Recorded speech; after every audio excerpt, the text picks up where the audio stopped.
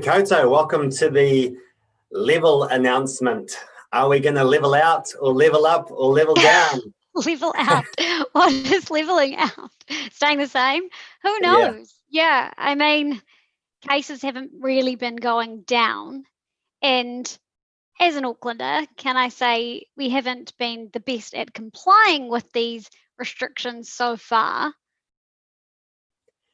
I couldn't possibly comment on that, Shai. I can. And I've seen a lot of lack of physical distancing, and not because of businesses. They've been doing absolutely, the ones I've seen, cafes and everything have been doing absolutely everything they can with stickers on the ground and things like that to keep physical distancing. So awesome work, businesses. People, not so great.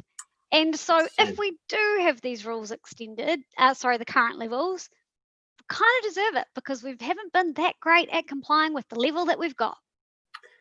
Well, can I say from the rest of the country, we are eternally grateful for Auckland for bearing the brunt of this. My gut instinct is that it probably will be extended for a while. Yeah, I mean, I can't see it. I can't see it finishing this Wednesday in terms of level 3. Perhaps there'll be another week, or at least until the end of this week. And then I think there is going to have to be quite a big conversation about even if the rest of the country moves down to level 1. I do think we have to look at our protocols again. You know what? We have to tighten up on contact tracing. We have to make sure that we're being more stringent with our physical distancing and even mask wearing in tight places. I think I don't think we'll be returning to level 1 as it was before. No, I don't think so, and nor should it. I think we've learned our lesson on what complacency can lead to. This was a great case study for us to learn what not to do.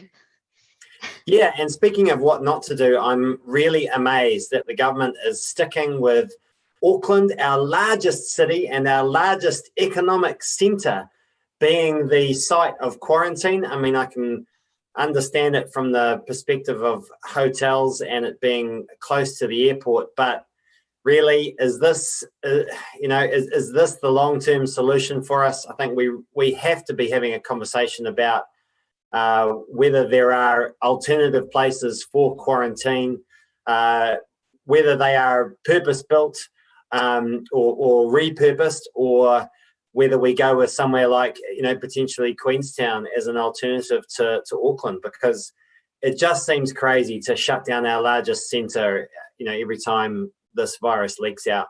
Yeah, totally agree. And to state one of the reasons of consideration is the short bus ride is quite frankly ridiculous. And we're talking about 1/3 of our country here. So it is significant. There just haven't been good enough reasons so far to keep these managed isolation facilities in Auckland. Totally agree. Totally agree. Doesn't make sense. So, well, it's 3:00 and no sign of the Prime Minister yet. So we'll keep going. What's your view then, Shai, on whether the levels will be dropped or extended? Like I say, we haven't seen cases go down, and obviously it wasn't Ashley Bloomfield's talked about. It's not just about numbers. It's about if they know about the ring fencing and they're confident in their ring fencing of it, regardless of the numbers. But that still has to be a factor. They are still growing. And so it's a concern, right, that there's cases of people who have just shared the same bus with each other and things like that. So it's still unknown, surely, how far spread this is. Just geographically, where cases have been propping up in Auckland, and this is a huge sprawling city for those outside, it's not geographically confined to one part of the city. It really has spread to the north and south. So right.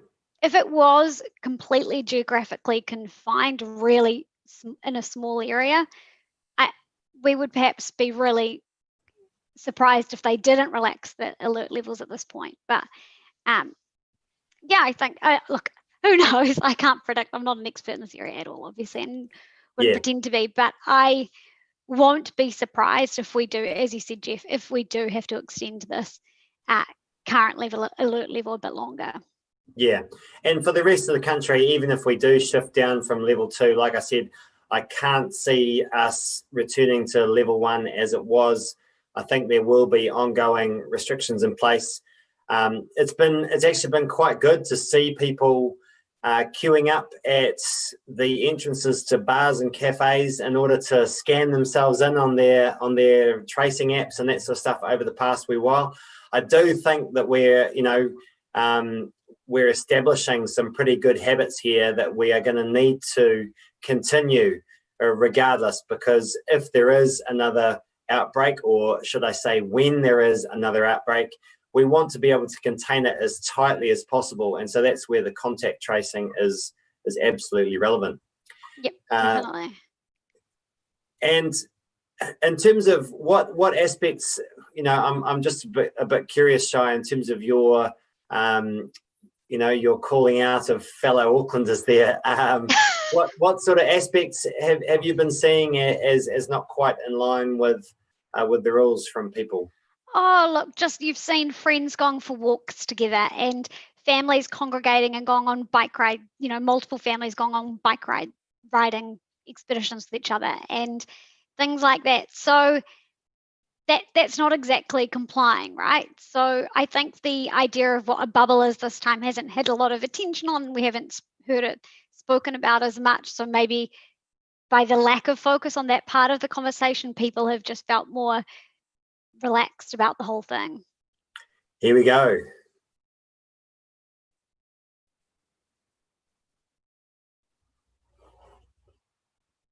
In New Zealand. Tomorrow marks 14 days since the re-emergence of COVID-19 beyond our quarantine facilities. In those almost 2 weeks, enormous effort has gone into rolling out our resurgence plan. You can see that in the sheer scale of the response. And I want to briefly recap on that response, because in sharing those details, it gives a sense of why we are well equipped to deal with the cases that will continue from this current cluster for some time to come.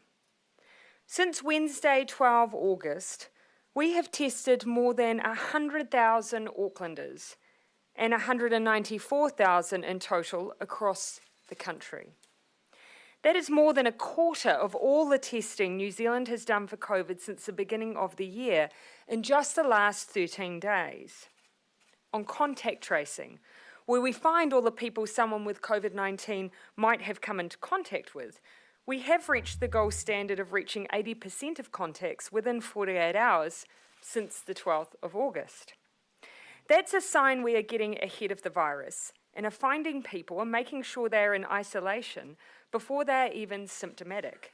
In fact, that is exactly what has happened in the majority of our positive cases. And on contact tracing generally, I do want to make mention of the remarkable efforts of our Auckland Public Health Unit. At the end of last week, I spoke with Sir Brian Roche about what he had seen firsthand while visiting our Auckland Public Health Unit. He was there to see if they had all they needed to do their incredibly important job. He said he found watching them a humbling experience. And I've seen that from afar. I've seen them go back to patients with COVID once, twice, 3 times, if that's what it takes to help find close contacts. They have used CCTV footage, hop cards, swipe cards, dockets, whatever it takes to help them establish people's movements and help keep other people safe. They are the ones that have to tell people they have COVID-19 and then work through all of the anxiety that creates to help them build a picture of every move someone has made over a 14-day period. Not only do they do incredible work, they do a job that has been supported by our level 3 restrictions. We have seen in recent days cases emerge that happened before level 3 came into force. They have shown us how tricky this virus is. They have happened on a bus journey between absolute strangers. We have seen a case we believe occurred through a retail shopping experience, many cases through churches. If it weren't for level 3, this cluster would be exponential. Of that, I have no doubt. This is a contained cluster, but it is our biggest one. And that means the tail will be long, and the cases will keep coming for a while to come. You might remember that it took us over 12 weeks to close our largest cluster in our first wave. But we can manage that. What we need to do, though, is put ourselves in the best long-term position to manage it successfully and in the most contained way we can. Ultimately, our goal needs to be managing this cluster eventually from level 2 as soon as we feel confident we can do that.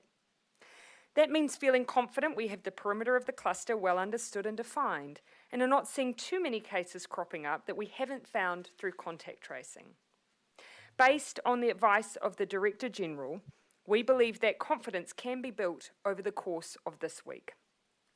That is why the Director General has recommended to Cabinet, and Cabinet has agreed to apply a short extension of level 3 restrictions in Auckland until 11:59 p.m. this Sunday, 30 August. You may recall we were due to lift restrictions on Wednesday. These extra 4 days are believed necessary to allow us to move down a level in Auckland and stay down.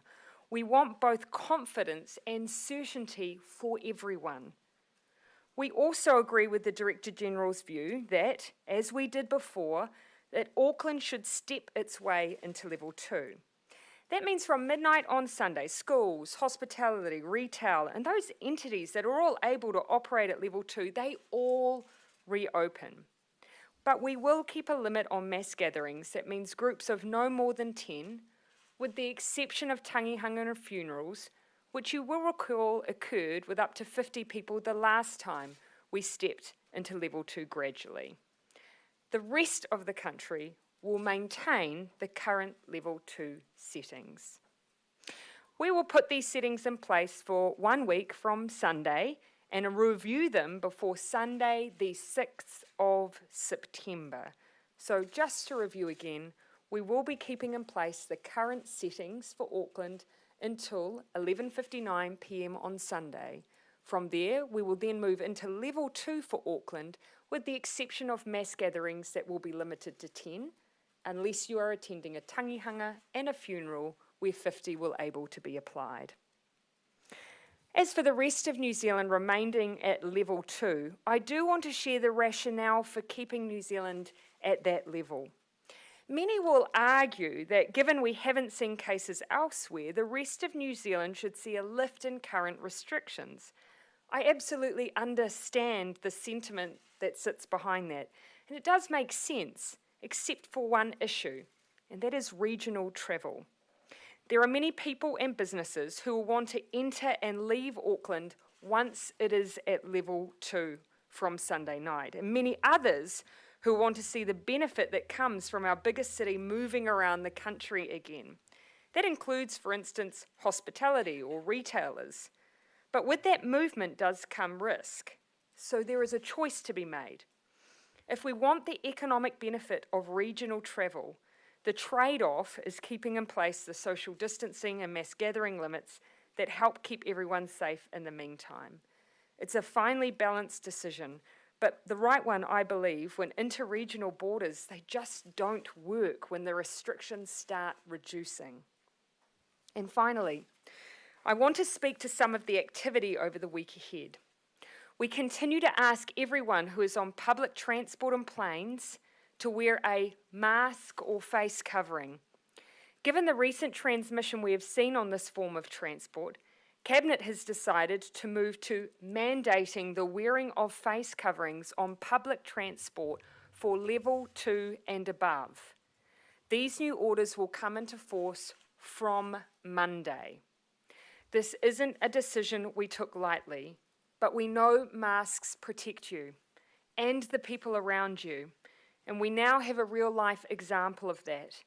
They limit the chance of COVID-19 spreading in places where it is often harder to distance yourself and to trace people. In the meantime, we again urge everyone in Auckland to wear face coverings in public generally, as we've continued to urge over the past week.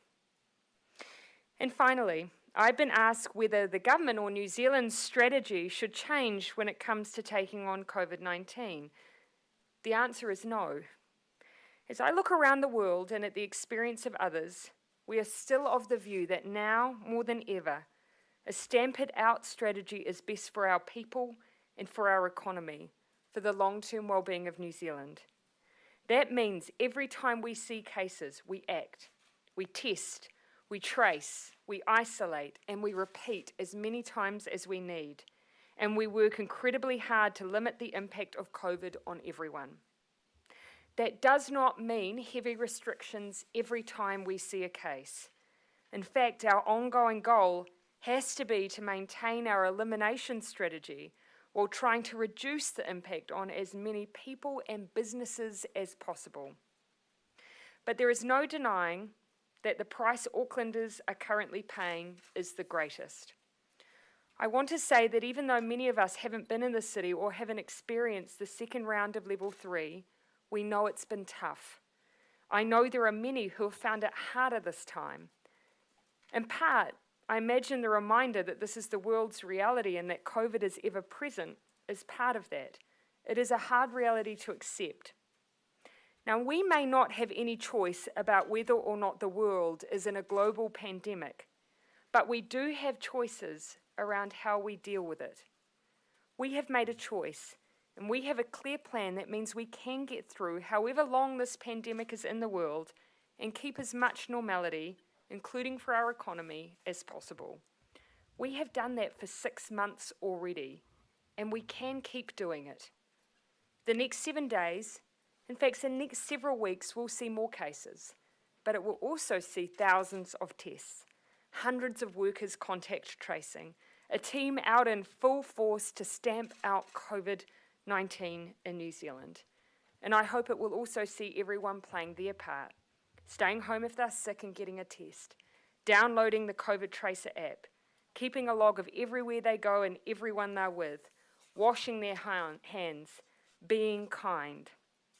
In our fight against this virus, we have held some records. Now the one we have to beat is around resurgence. And if any one country knows how to bounce back, it is us. This has been a hard year. It's been a hard year for Christchurch, who has fresh reminders of that this week. It's been a hard year for Auckland. It's been a hard year for drought-stricken and flood-ridden parts of the country. So if it feels hard right now, it's because it is. But let's also remember, in a world where 2020 has frankly been terrible, we are strong, we have been kind, and we are doing really well. I'm happy to take questions. Prime Minister, with the mask wearing, do you regret not making it mandatory on some forms of public transport earlier, because that would have stopped the prevention, perhaps, say, on the bus example? Keeping in mind, the bus example we have is before, of course, we had any or knew of any resurgence in New Zealand. So that we caught right on the cusp then, right on the edge, of course, of when we were bringing in restrictions, this bus trip occurred. Well, there you go, Shai. So we are those restrictions being in place, as predicted, I guess. That we wanted a bit of an extension for Auckland, and then no immediate return to reality for the rest of the country. So yeah, that is pretty much what we were talking about beforehand. Yeah, the big difference, I guess, being you guys can still have social gatherings up to 100. Yes. And we're at 10. So my first thought was, how long is that distinction going to last? Because honestly, my first thought was for all of our electoral community organisers who have been organising these Meet the Candidate events, all things your mind turns to first, have organised all these local Meet Your Candidate evenings, which they postponed. So hopefully the limit to 10 is short-lived, because I would hate for them to have to cancel and go online. And yeah, I mean, to be honest, Shai, I mean, most of those have been, certainly my experience here in Wellington, most of those have been postponed under level 2 as well. So you're talking about all of the events that local groups organise. Yeah, and you're right. An awful lot of effort goes into organising them, and most of them don't have the resources to put them online. I don't think there's really much chance of that happening. Some of the more well-resourced organisations like Business New Zealand, that sort of stuff, are able to move their electoral debates online. But yeah, I really do feel for these smaller community groups. But even with an allowance of 100, to be honest, most of them have been postponed down here in Wellington. So yeah, I guess it's been really different all across the board, right? All around the country as to how electioneering has been continuing. Really interesting to see, I guess, as well from the announcement that, though perhaps not unexpected, that masks will be required on public transport. Yeah, and as you say, not entirely unexpected. And I mean, I don't think that is too much to ask, really, given the circumstances. I think people are starting to get used to masks now, and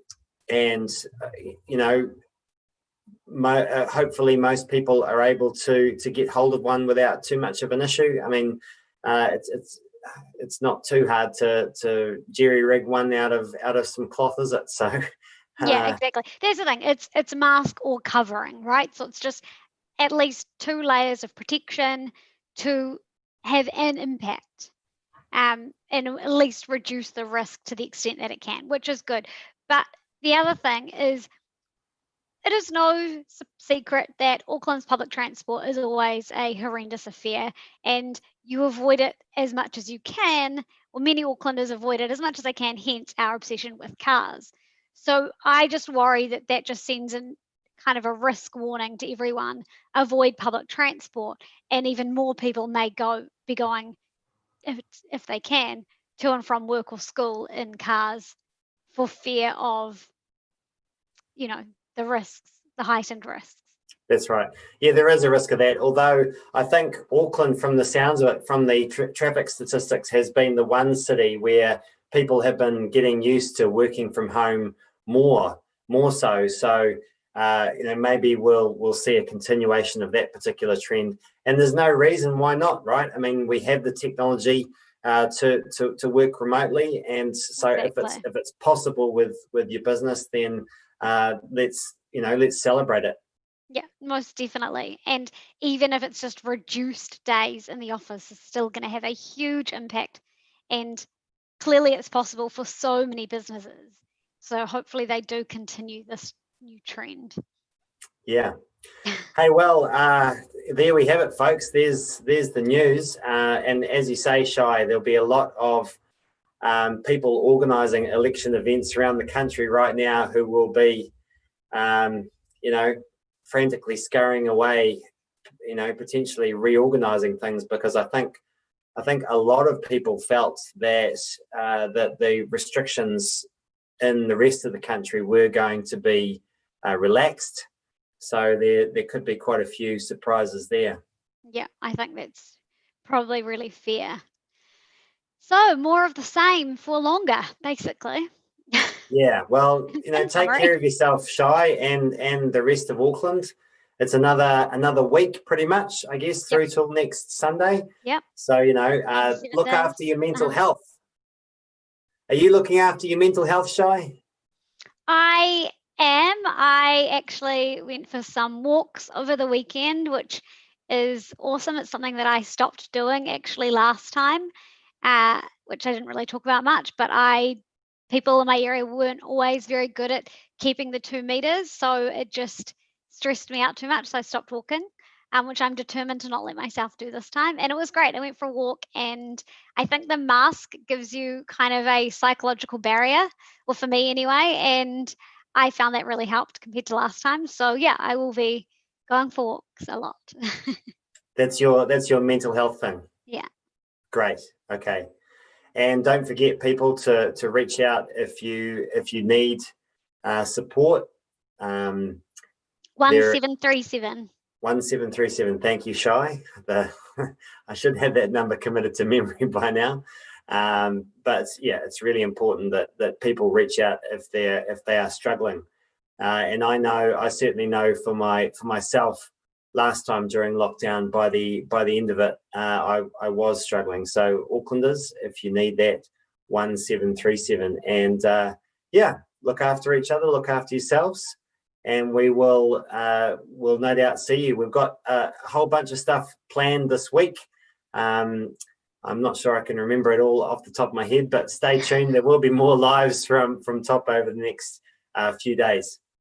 Yep, definitely. Take care out there. Ka kite anō.